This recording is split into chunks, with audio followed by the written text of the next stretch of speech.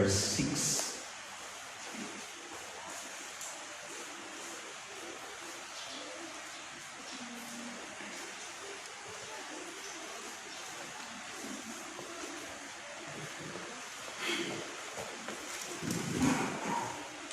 Okay, from the book of Malachi, chapter 1, 6. A son honors his father, and a servant his master. If I am a father, where is the honor due me? And if I am a master, where is the respect due me? Says the Lord Almighty. It is you, O priests, who show contempt for my name. But you ask, how have we shown contempt for your name? In chapter 3, verse 8 to 10, will a man rob God? Yet you rob me, but you ask, how do we rob you? In tithes and offerings, you are under a curse, the whole nation of you, because you are robbing me. Bring the whole tithe into the storehouse, that there may be food in my house. Test me in this, says the Lord Almighty, and see if I will not throw open the floodgates of heaven and pour out so much blessing that you will not have room enough for it. Lord, padayon kami nga nagapasalamat kag nagadayaw sa imo. Nagapasalamat kami tungod sa bag-ong adlaw kag kayunan nga naging amon sa singabiwan. Ang masimba kag mapasidonggan ikaw kag mahalaran ikaw sa tagsanamon ka mga kabuhi. I-bless pali o Diyos ang imong mensahe, bisan pa yung mga utod namon subok, yung mag-aagong sa imong spiritual na pagkakamayo pagi sa imong po. Salamat din sa ngalan ni Jesus. Amen. Today, known as the part 4 of our discussion from the book of Exodus chapter 20, especially in verse 15. You shall not steal. Previously, na-discuss natin ang roots, the remedy, the various forms of what we call stealing. That stealing is not because needs ang isa katao, but it is a theological problem. So many times, the purpose of this topic about the part 4 of the discussion about you shall not steal, hindi nga pabatyagon kita ng mga guilty sumo. But what is important, kung anong pasaway na nato na imo, we need to start again. So remember that according to the scripture, especially in the book of Malachi, gina-record diri ang pila ka importante nga mga bagay. So again, our discussion, you shall not steal.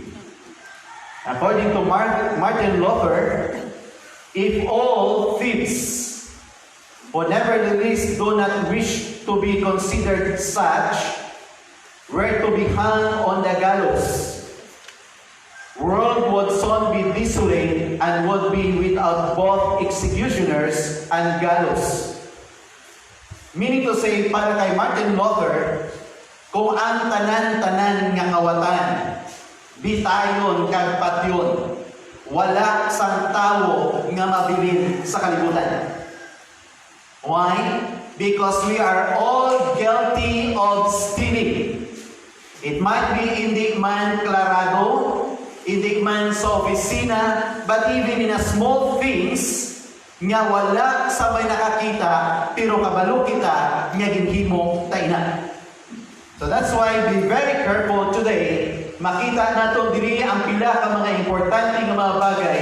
Ang atong subong nga focus of discussion, hindi na sentro sa mga establishment, hindi na sentro sa schools, hindi na sentro sa mga bagay sa atong palibot. But rather, our relationship vertical to God. Because we'll focus our discussion to our relationship to God with the issue of stealing. That's why, ang question diri, will a man rob God? According to the book of Malachi chapter 3, will a man rob God? Verse 8. Yet you rob me, says God. But you ask, how do we rob you? What will a man rob God? The answer is yes. Another question, what do we steal from God? Anong ginkawat naton sa Ginoo? Anong ginkuha naton sa Ginoo? Anong iya sa Ginoo? Nga ginkabi naton. Amo ning focus karon nga tun-an naton.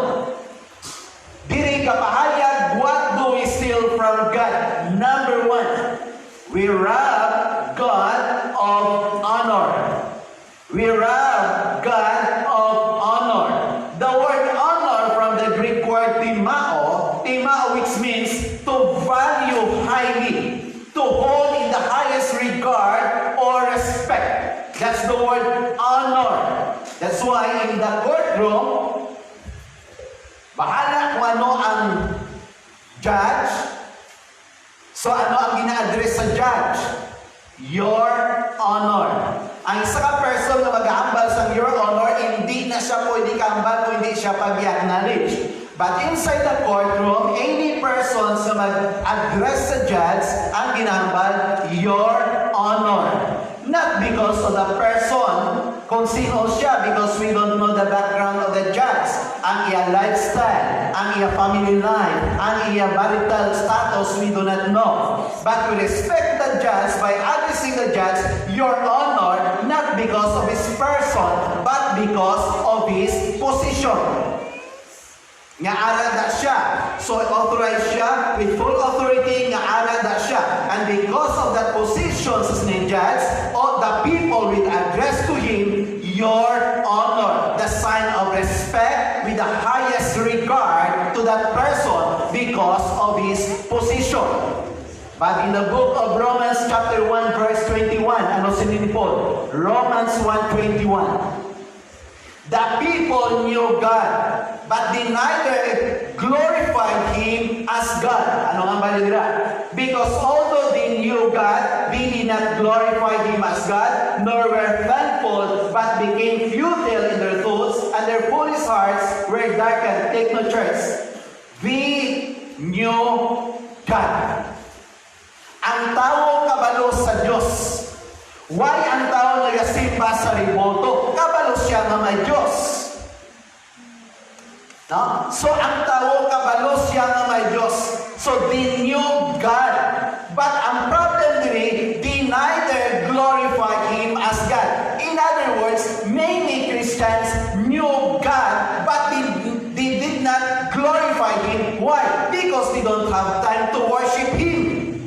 Wala sila tiyon nga kantuon ang Diyos kag alagaron or simbahon. They believe in God. Their mouth full of words about God, but their hearts are so very far because according to the Bible, they knew God, but they neither glorify Him. Madamo sa mga tao nga nag-claim nga Kristohanon, wala tiyon nga mag-alagad kag magsimba sa Diyos. They knew God. That's right. Kakilala sila. Magtutol mo sila sa Diyos. Yes!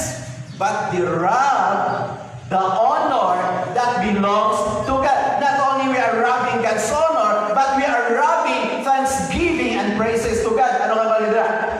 Nor we're thankful to Him. No, ang pagpasalamat nga dapat ibalik sa Ginoo. Okay, Malachi chapter 1 verse 6. Ano nga ba sang God? No? As the Son honor the Father. Anong ginamba niya? A son honors his father, and a servant his master, sining sanggan. If I am a father, where is the honor due me? And if I am a master, where is the respect due me? So that's the question of God. So ginambala niya mga priests, mga tao sa Israel, you call me your father, you call me your God, but you don't respect me, you don't honor me. If a son honors his father, and if a servant honors his master, then you consider me as your father and your God. Where is that honor due me? Where is the respect due me? Because I am your God. So anong natabo? If I am a master, where is the reverence? Where is the honor that belongs to me? So that's why church, Diri nato makita nga ang kabuhi naton subong kabudlay because nagkakabuhi ang tao sa pag-dishonor. Violation against the authority. Kamo ni nagkakatabo sa mga kabataan subong. They don't honor the words of their parents. Tagaan sila good counsel, good advices, warnings, but they don't care about the words of their parents. So ang nagkakatabo, they dishonor their parents. So mga violation, yan natunan nato in the past. So another thing, this is the curse. Chapter 2, verse 2 of Malachi. So the moment you dishonor God, the moment you disrespect God, here's now the consequence. If you will not hear, or if you will not listen, if you will not take it to your heart, to give glory to my name, says the Lord of hosts, I will send a curse upon you. And I will curse the blessing. Actually, I cursed them already. Take the truths. Kasakit sa tinagaan nga sumpa. Sumpa. Ginpakamalaot sa isipan. Bad luck. Nakagawa ng term. So, sumpa, curse. So, gin-curse mo. But in the Bible, verse 2, God cursed the blessing. Now, question. Ano ang mga blessing ang ginabatol sa kanakan sa Diyos? Remember, ang atong kabataan, blessing from the Lord. Ang atong trabaho, blessing from the Lord. Ang atong mga salakyan, blessing from the Lord. Madamo sa mga bagay na ari sa aton, your sources of income, blessing from the Lord. But beware and be careful. Pwede sa Diyos sumpaon ang ara sa imo. In other words, sinisagad, I will curse the blessing. Why?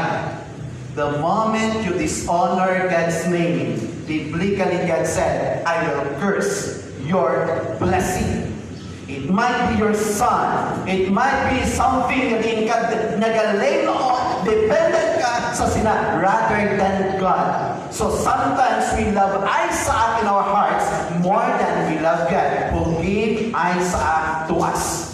So kamo nga may mga trabaho na kung kayo isa, kaya nyo i-sacrifice ang pagpangalagad sa Diyos for the sake of your child, take on this word. Basi i-curse ang Diyos, God will curse that blessing. Any blessing nga ara sa iyo, pwede sa Diyos, that blessing will turn into a curse. Meaning to say, may mga sabat sa pangamuyo naton nga gingrant sa Diyos because kakalimtan naton ang Diyos. At the end of the day, tira ka ng suffer kung ano na siya mabagay nga na-enjoy mo sa previous. So that's why be very careful because God says, I will curse the blessing.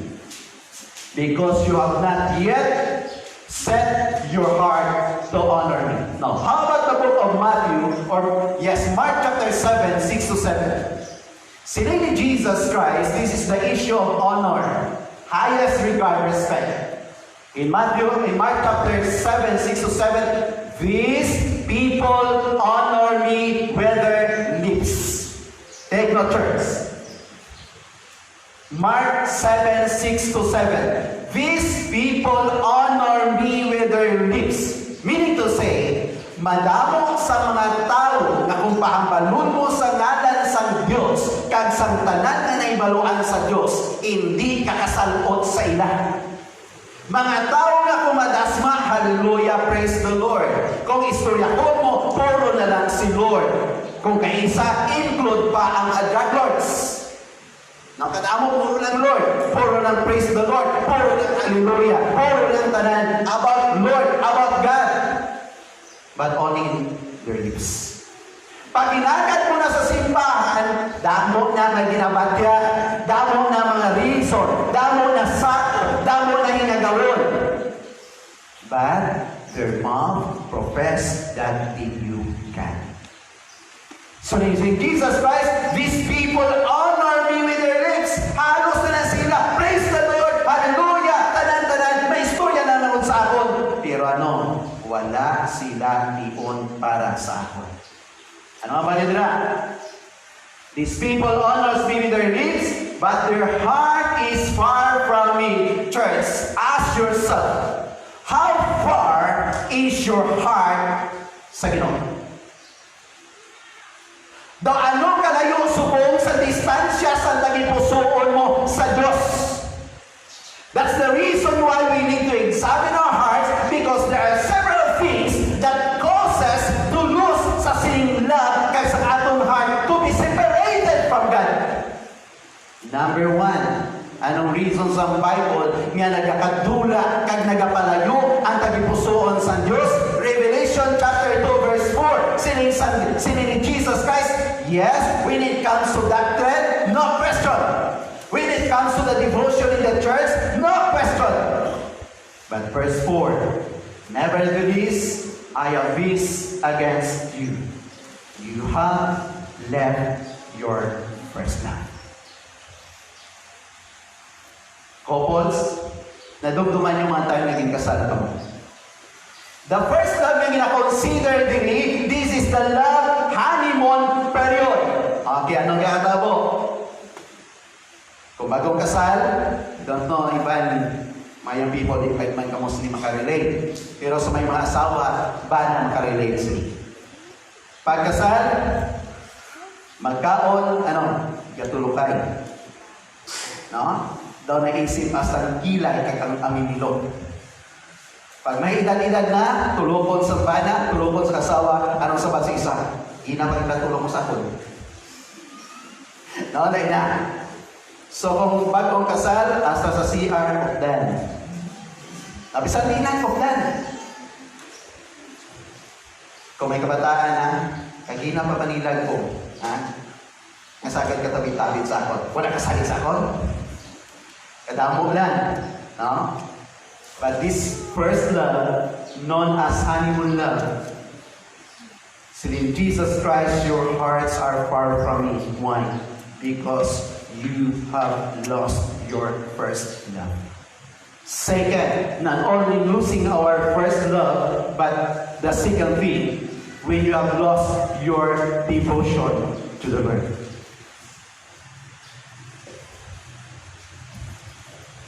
Be honest. How many of you, kung hindi ka mo honest, ano ba sila kamo? Pila sa inyo, honesty, na may kugalingon yung Bible. Aside from your gadgets, may alaga ang Bible sa inyo balay. Your devotion, your relationship, your faith, your commitment, nakadepende na kung ano ang pagkilala mo sa Diyos.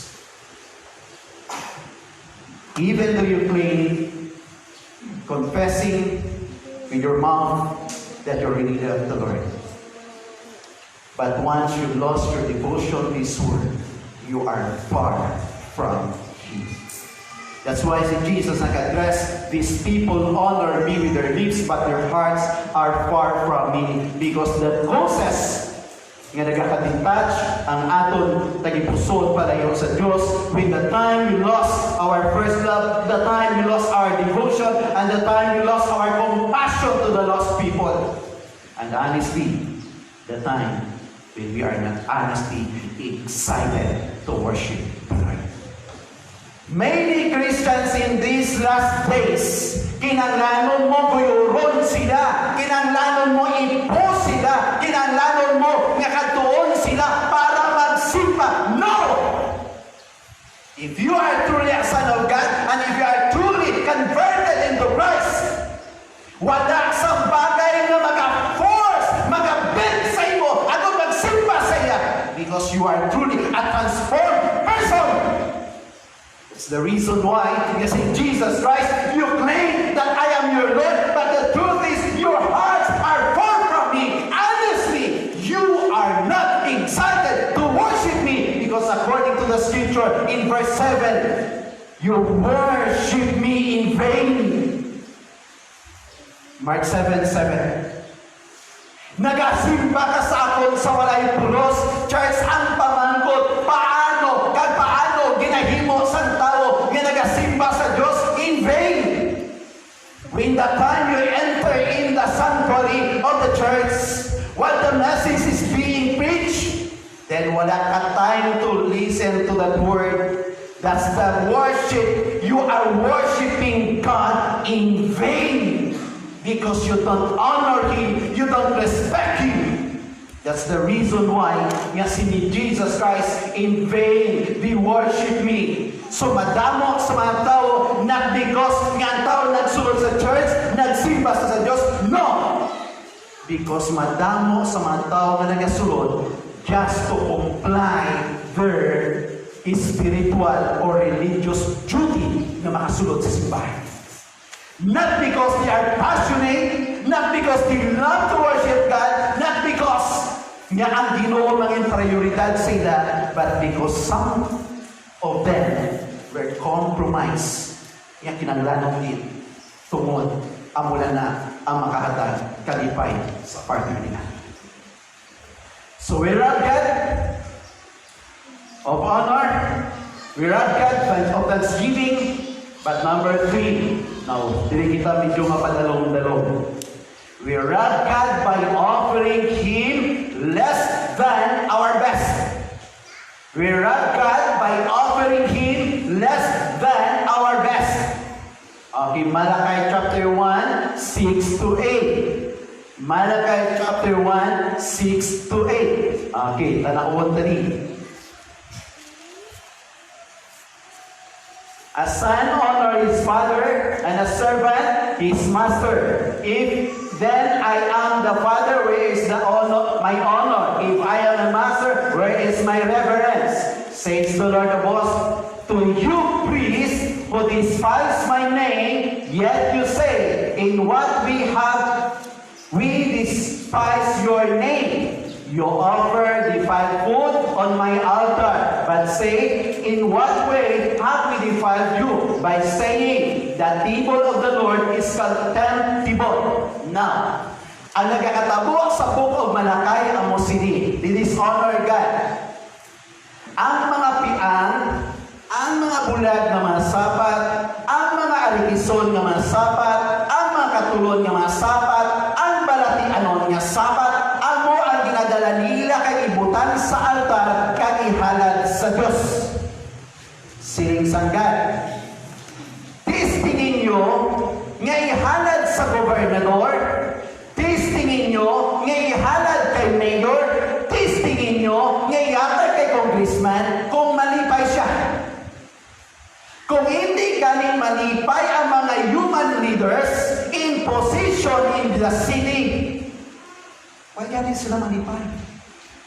Then, I am not happy sa mga bagay nga ginahalad nyo. Why? Because when you offer the blind as sacrifice, it is not evil. When you offer the lame and sick, it is not evil. Offer it to your governor. Tanawon ta kung malipay si governor. Hindi siya malipay. But siling sanggad, hindi nyo na mahimo nga ang pinakawala-wala, hindi tumahatag sa gobernador, pero siling niya sa mga pari, sa mga tao, sa insert, pero kaya nyo nga i-offer sa akin. Why? Because we rob God by offering Him less than our best. So that's why the word contemptible, meaning not worthy of respect or approval. How about the book of Malachi chapter 3 verse 8? Okay, Malachi 3:8. Will a man rob God? Siling niya 3, yet you rob me. No? Will a man rob God? Yet you have robbed me.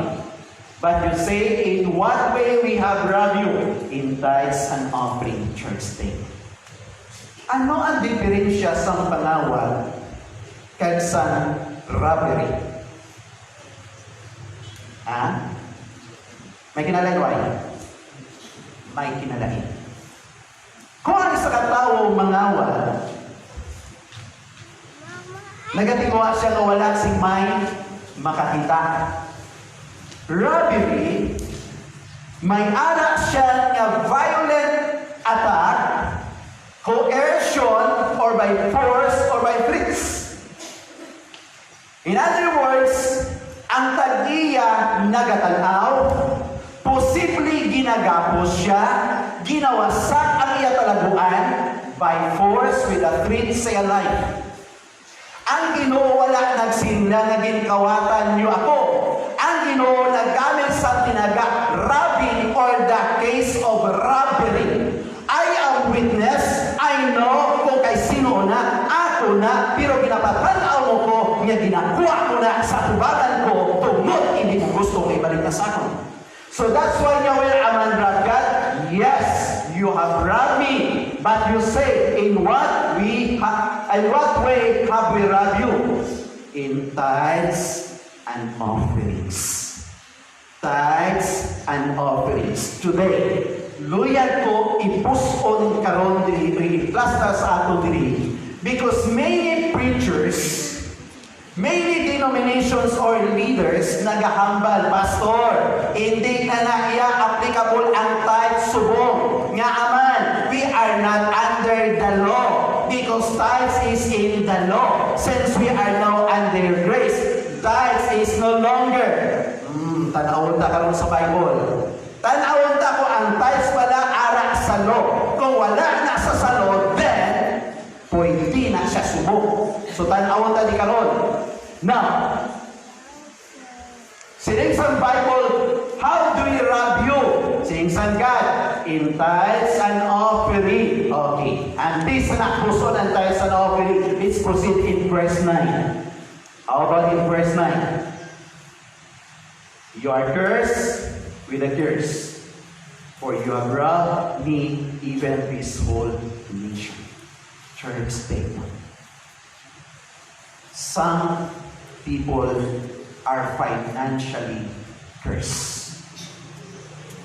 Some people are financially cursed. Why? Because they are not giver, but they are taker.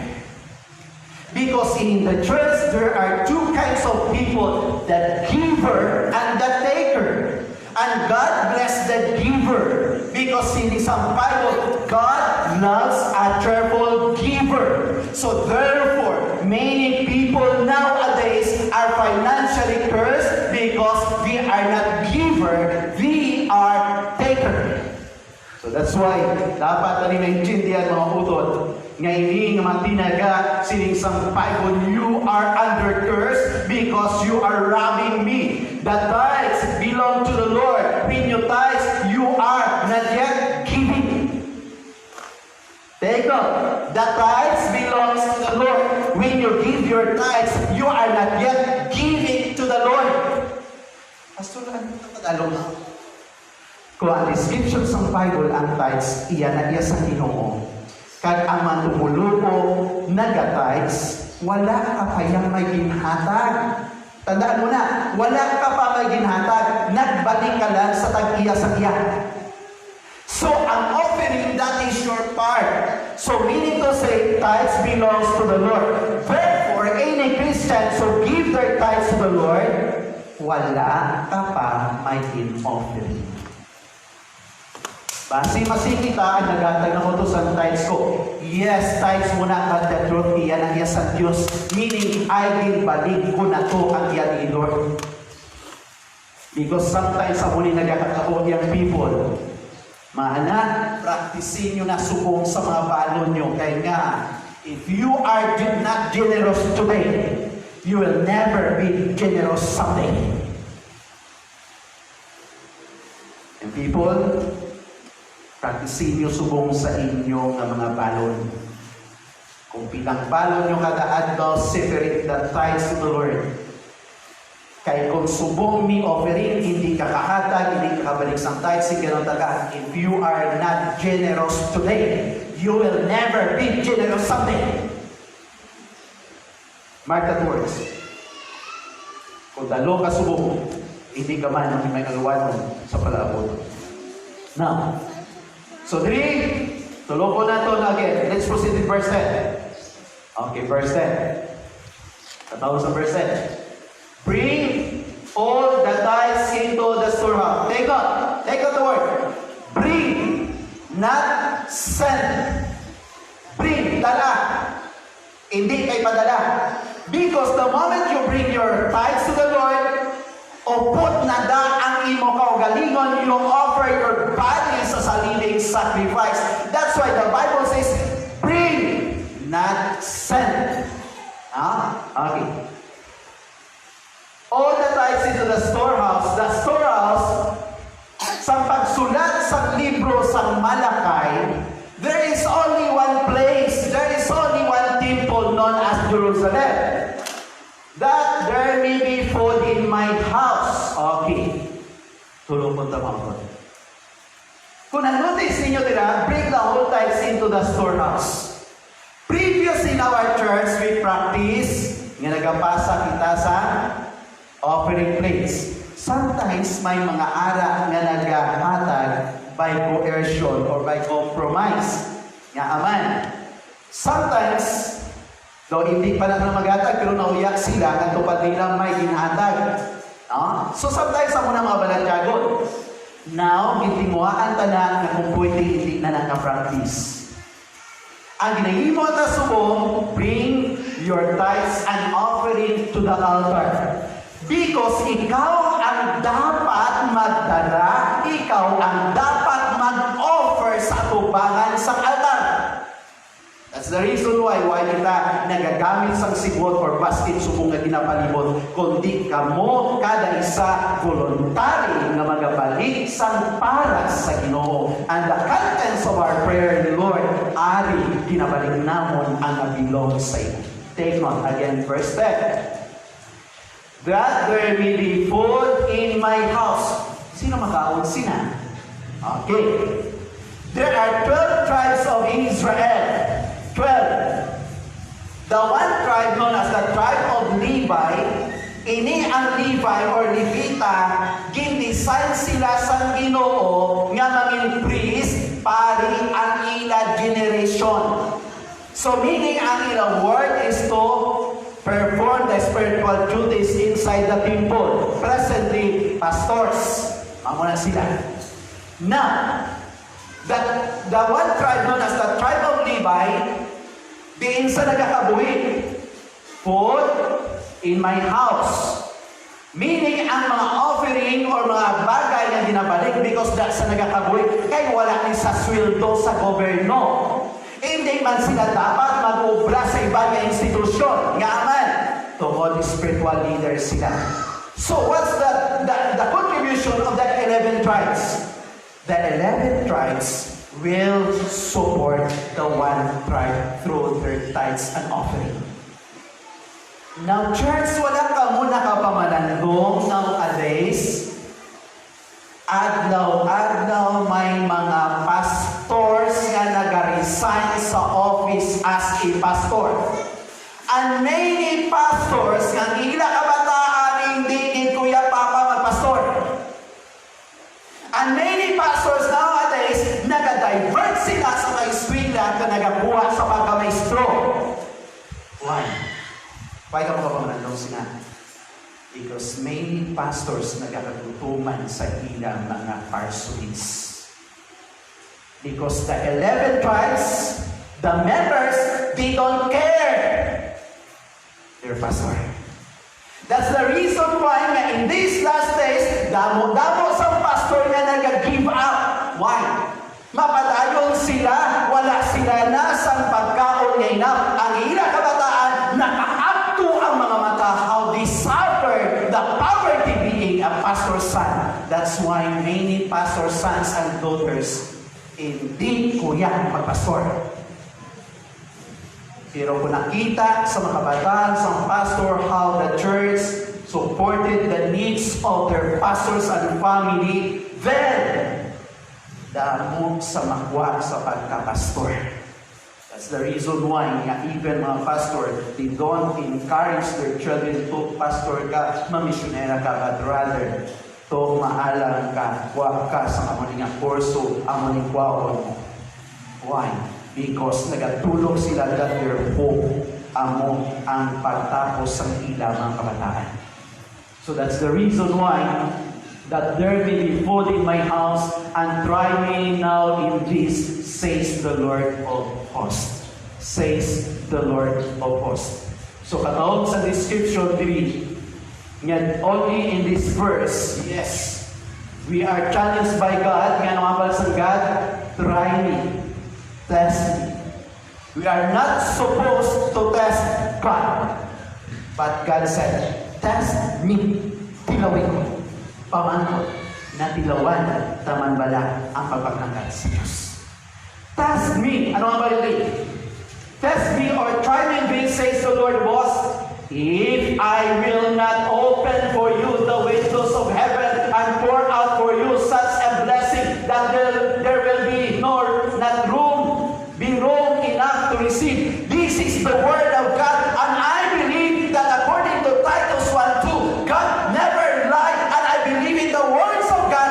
Kung nagambal ang Diyos nga amo sini, then limon sa Diyos, when God says, test me, try me, and I will open the doors of heaven, the floodgates of heaven, and pour out to you blessing that no room for you enough to store the blessing kay padala mo.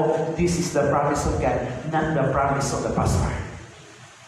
Grabe promise ng Ginoo. You know what is the other translation? The word is floodgates. I will open the floodgates. Remember in the book of Genesis chapter 6, when God nagpadala sa ulan para sa anaw, kung ulan lang ang nagbukbo, baha lang ang matabo. But ginbuksan sa Diyos ang latwag, tuburan sa tubig, nagbaha o nag-anaw ang bugos ng kalibutan. Why? That's the word floodgates.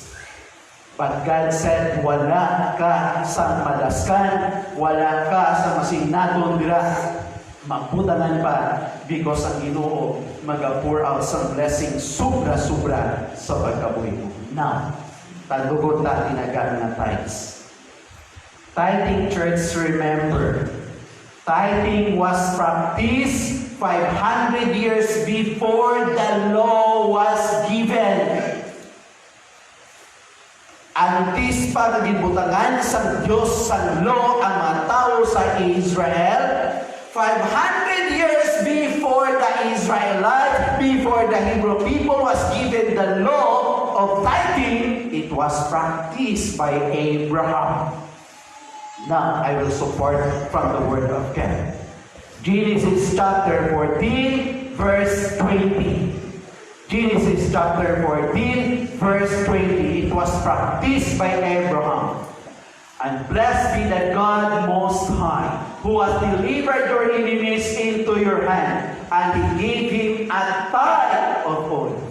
Wala ka na law. Therefore, the tithe is not actually under the law. So therefore, anybody, pastor say, ay, hindi na pwede ang tithe sa New Testament because we are under the grace.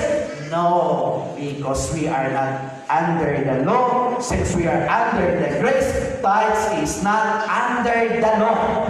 Not the Mosaic law. But before the law was given, it was Abraham who gave his tithes.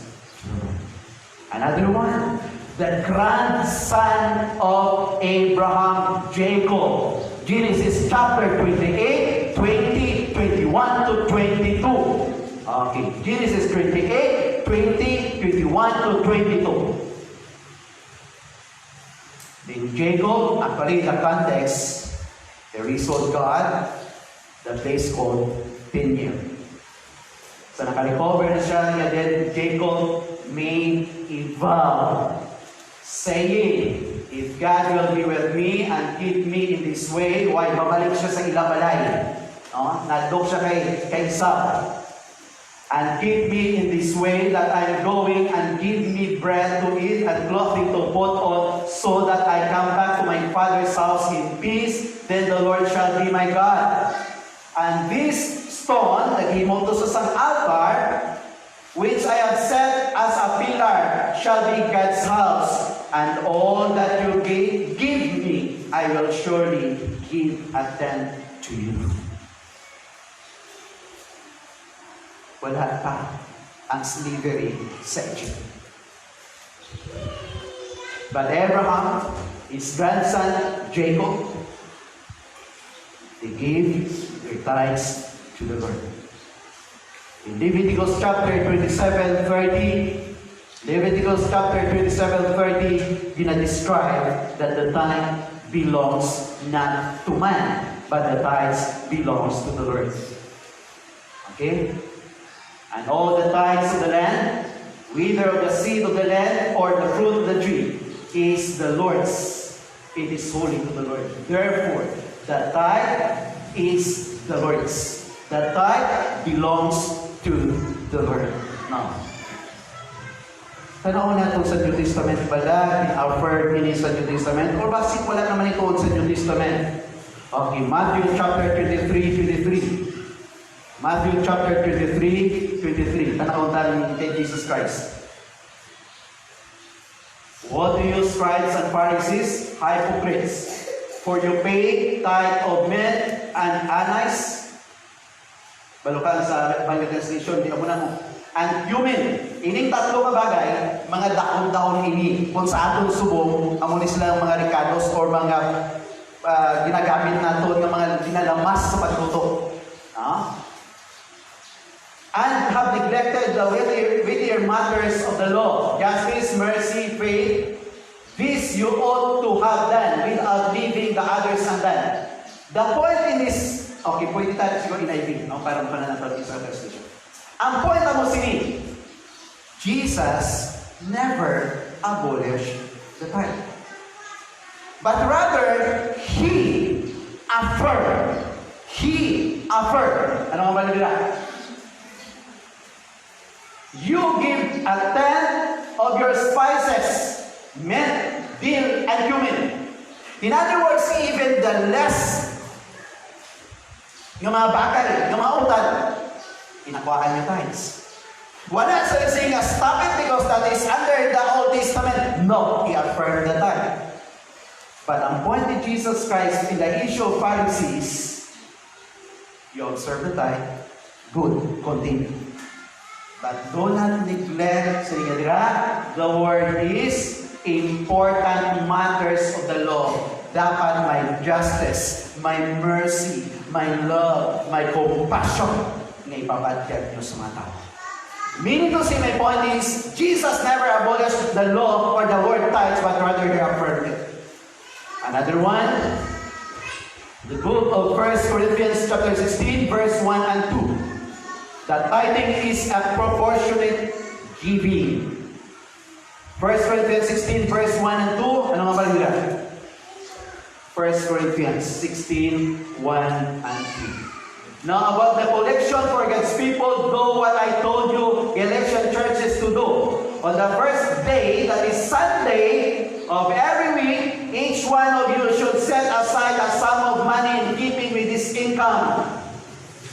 The appearance is proportionate giving, that is tithing. Saving it up so that when I come, no collections will have to be made. Now, let's see what is the primary purpose of tithing. The purpose, translation from one author, Rick Ezel. The purpose of the tithe is to support God's work. The purpose of the tithe is to support God's work.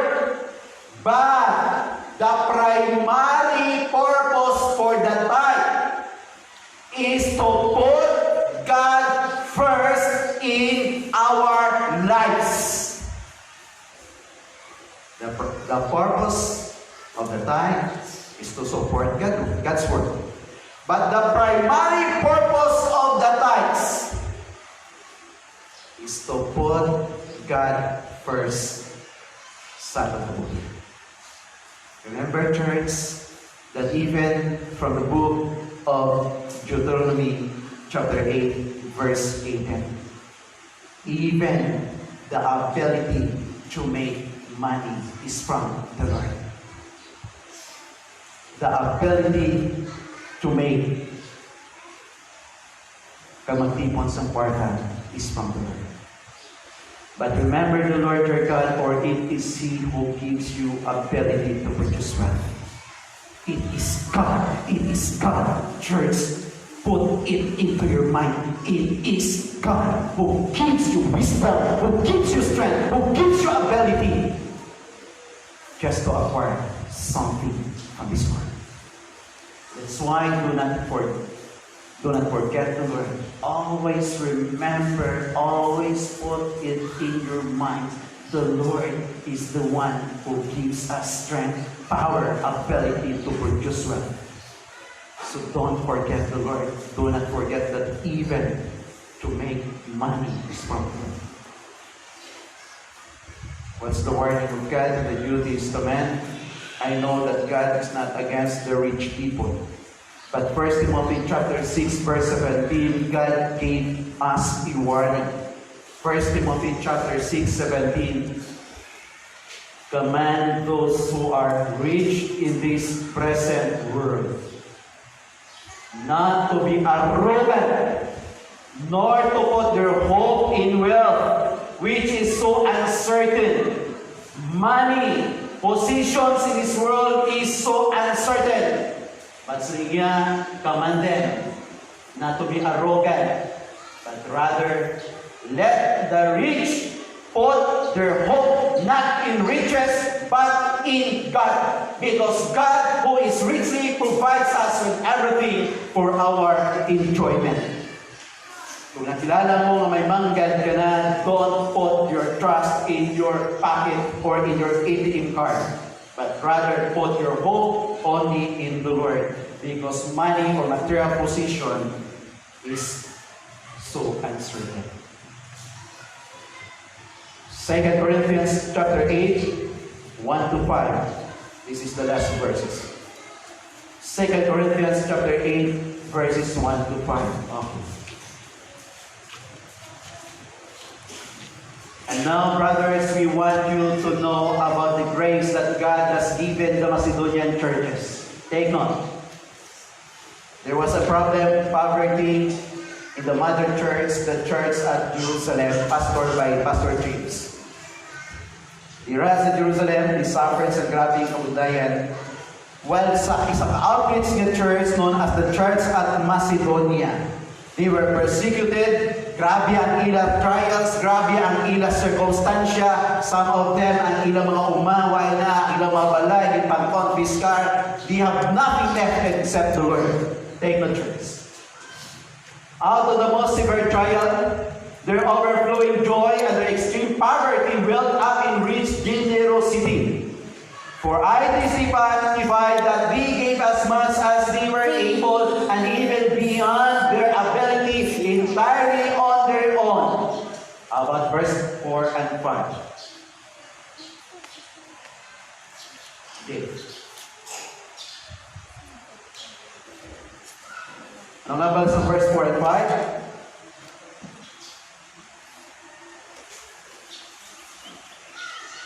He urgently pleaded with us for the privilege of sharing in His service to the saints. In other words, they begged. Begging, maluoy ka mo sa amon, pabuliga kami, pasuporta kami, kaya na mo magatag. You know what? You are very poor. Wala na kami sa sources. But they are begging, please allow us to support, allow us to give. Church, do not underestimate the poor. Because many poor people, they give much. Many rich people, they have nothing to give. That's the reason why kung kayo isa, underestimate lang, pikahado na siya. No. Madamo sa mga tao na pikahado. Pero beyond their ability to give, may something sila na mahatag. Just like the Macedonian church.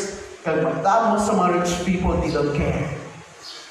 Because they put their hope in their riches. Anong balira? They did not do as we expected, but they gave themselves first to the Lord and then to us in keeping with God's will. In other words, Grace makes a man become a generous person. Because when it comes to generosity, it's not in the issue of material things, it is the issue of the heart. So the Corinthian believers or Macedonian believers, they gave themselves first to the Lord. It is not hard to give your money back to the Lord if you really give your heart to the Lord. Hindi mabudlay. Hindi masignato mabudlay ang pagbalik sa material sa Ginoo. First of all, like Macedonian believers, they gave themselves first to the Lord. Church, again, if you are not generous today, you will never be generous someday. The key is give your heart to the Lord. Because the Bible says, where your treasure is, there will be your heart also. If your treasure is Jesus Christ, and you are banking your treasure in heaven, your hearts will be there also. Church, take one.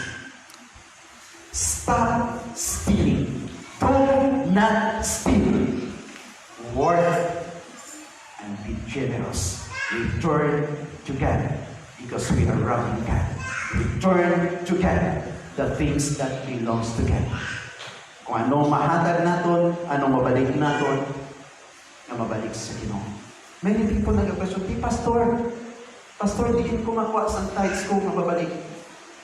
Sa gross income o sa net? Siguro mo naman question nyo. Kaya ang pamangkot ko, diin mong gusto i-bless sa gross or sa net. Depende sa ito. If your salary is weekly, then give your tithes weekly. If your salary is 15 days, give your... Depende kung saan mo. Pero, nagadepende kung diin nga portion mo kaon. Because there naman sa Ginoo basihan. So, doon sa gusto mo na magagawa. Ikan sa Ginoo. Church, do not steal, but rather return to God the things that belongs to God. Remember this word. God does not need your money, but He needs you. Don't steal, work, and be generous. Lord God, salamat din sa siningaaga, sa reflection, salamat sa message, salamat sa mga reminder, salamat nga. Natapos naman for 1 month ang discussion sa verse 15, you shall not steal. And today, Lord, salamat yung tagaan mo kami sa kagayunan, nga matandog ang issue sa tithing. Hindi importante kung ini in the past wala namon gina-practice or na-fail kami to practice it. Because hindi kami na-inform, hindi kami gintutuan. But today, inbuligyan mo kami na maintindihan ini. That the issue of tithes belongs to God. And the moment we return the tithes, we are not yet giving our part. Yes, many people nga nag-present that in the New Testament, tithe is no longer nga dapat i-practice because this is under the law. But we are so blessed, O God, because we discovered today that tithing is not under the law. 500 years before the law was given, it was practiced by Abraham. When God returned the 10% to the Lord, and when Abraham, he gave his tithe to the king of peace, or the king of Salem, recorded in Hebrews 7:1-4, known as Melchizedek. And even it was also practiced by the grandson of Abraham, Jacob. So Lord, isa hindi ka pagpangangkat sa amin. That according to your words in the book of Leviticus, tithe belongs to the Lord. Patawaran kami, Lord. Many times we wrong. Please forgive us. Forgive us. Nakita ni mo Ginoong amon mga tagipusoon. Nakita ni mo amon mga kabuhi. But we thank you because only the grace of God makes a person to become a generous person. So Father, always remind us that even the ability to acquire wealth or money is from you. And help us, Lord, always sa mind namin that we need to secure, because the moment we give our tithe, it is to support the ministry. But the primary purpose of returning our tithes to the Lord, because we want God to be the center in our hearts and to be the center in our minds. So Lord, thank you for forgiving us. Thank you, Lord. Thank you. Again, continue to bless this congregation. I pray na hindi nga mensahe magabulig sa amon nga ma-enlighten kami. Mabalik sa amon pa Ginoo nga mga bagay nga para sa imo. Ibalik namon sa imo. Kung hindi kami gusto ma-experiensyahan ang financially cursed. But rather bless us, O Lord, and help us, enable us to perform our task, to return our tithes and offering to your altar, O God, and continue to bless this congregation, ang ila sources of income, ang ila mga trabaho, ang tanan nga ara sa ila, buligi sila, katudoy sila, nga mabalik ang sa imo, kag madason nga mahatag man ang sa ila nga ma-offer sa imo. So thank you so much for the message, O God. Thank you for the reminder. Thank you so much, O Lord Jesus, for forgiving us, because we are all guilty sa sining nga masala, because many times we wrong you, Lord. Thank you for forgiving us. We bless you, we honor you, and we bring back the glory that belongs to you. In Jesus' name, amen. Thank you very much, and God bless us all.